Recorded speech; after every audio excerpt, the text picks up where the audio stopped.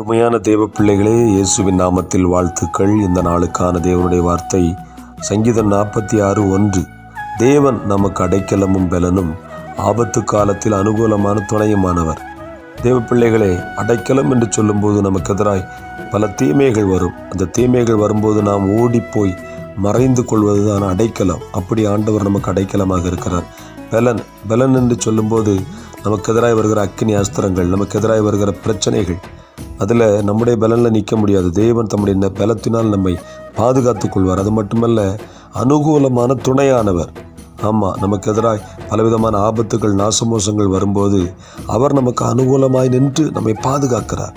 ஆகவே தேவன் நம்மை மறைத்து கொள்கிற அடைக்கலமாகவும், நமக்கு எதிராக வருகிற கிரியைகளை தடை பண்ணுகிற பலனாகவும், நமக்கு எதிராக வருகிற ஆபத்திலே நமக்கு பாதுகாக்கிற அனுகூலமான துணையுமாய் இருக்கிறார். ஆகவே நாம் தைரியமாக இருப்போம். ஆண்டு பாதுகாப்பார், வழிநடத்துவார், பலப்படுத்துவார், பெரிய காரியங்களை